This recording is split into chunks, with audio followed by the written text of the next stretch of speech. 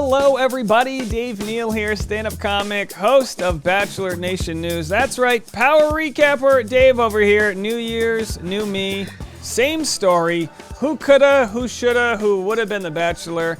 Clay says Andrew was the top choice. And then Michael says it should have been Daddy. Nick Viall says it should have been Daddy, referring to Michael A. Father Michael A.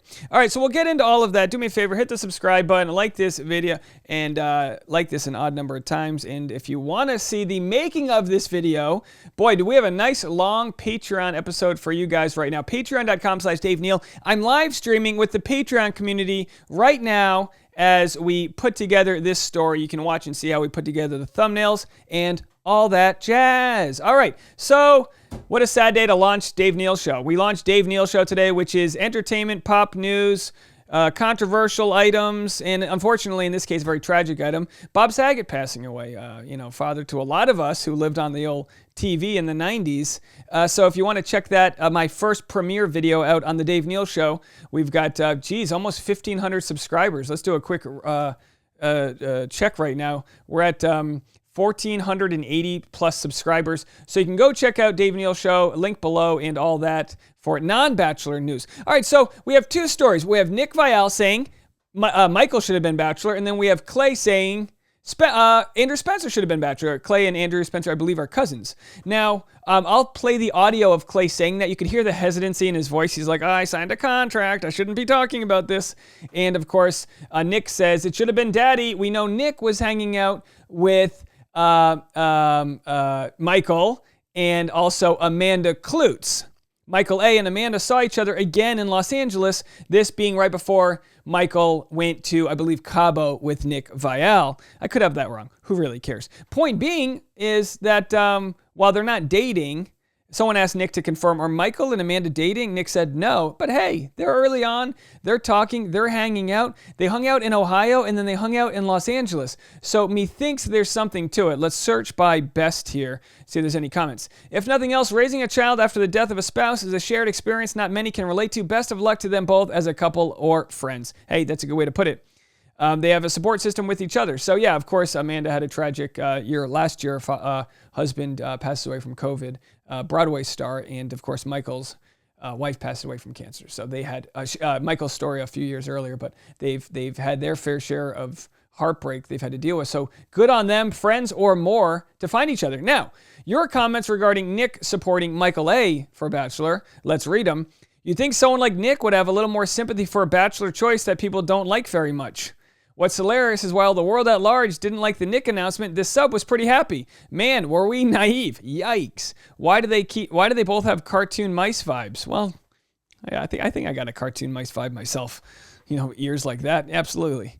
What can you do? Why is Nick so salty about everything all the time? He's always been like this, they say. I smell Nick's jealousy from a mile away. I loved Michael so much in Katie's season, I've been disappointed to see things coming out about him since then. Prior to those things coming out, I would have loved seeing him as the Bachelor. Nick mentioned on his podcast that he was having dinner with Michael and he spoke very highly of him. Of course, the things coming out about Michael was I have to say, unvetted story that was put online that Michael jacked up prices of PPP equipment early on in the pandemic to make a profit. We don't know that to be the case. We don't know what Michael paid for the PPP. PPE.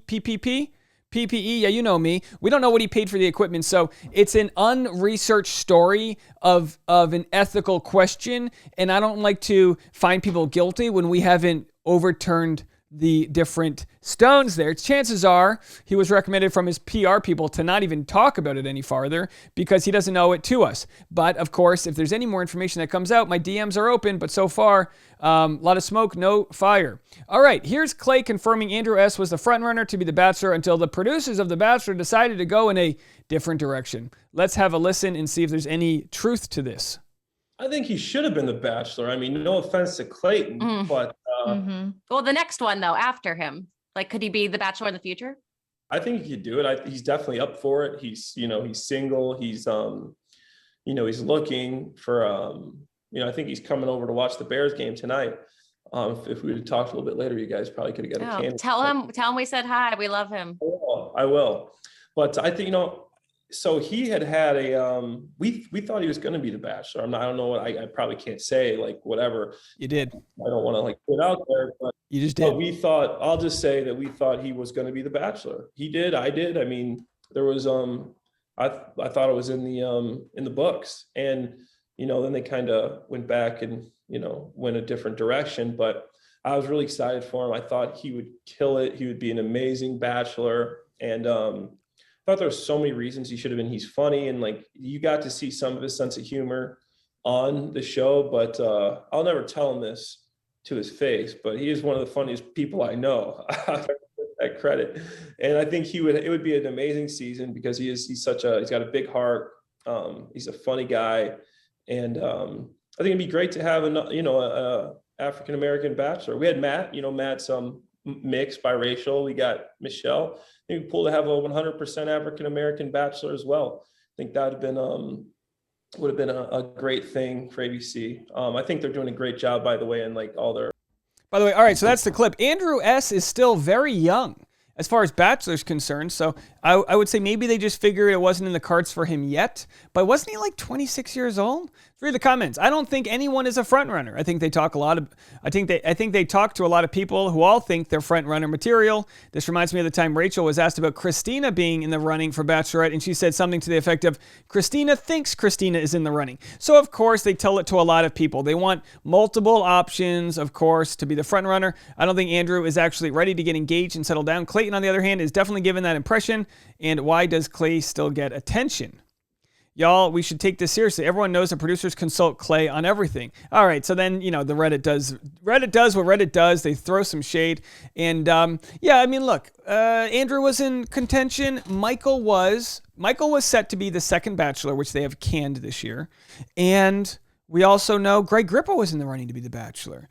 So there's probably others that weren't of recent seasons, a la Nick and Ari, right? They kind of came from past seasons, from several seasons back. So, it's going to be a long time till we have the next Bachelor. I mean, they're about to start looking at who the next Bachelorette will be, which may be a top contender from Clayton's season, or it may be someone from the past, a la Natasha. Natasha from The Great Unfollowing. Everyone wanted her to be the Bachelorette, and then we kind of forgot about her. Also, people are saying, hey, Tayshia never got a fair shot. Should Tayshia be the Bachelorette? I think Tayshia should get back with Zach, but what do I know? Right? What do I know? Anyway, that's what we have right here. We'll be back live streams tonight. We've got tons before and after tonight's East Coast episode. You can get ready to hit the phone lines. Call in 401-213-9828 if you want to hit the phone lines for tonight's episode. We'll be playing your voicemails. We'll be hanging out before and after the East Coast, and then after West Coast if you want to see what Tired Dave looks like. All right, we'll see you in a little bit, folks. Don't forget to go to the Dave Neal Show and support the non-Bachelor YouTube channel we just started. We'll see you in a little bit.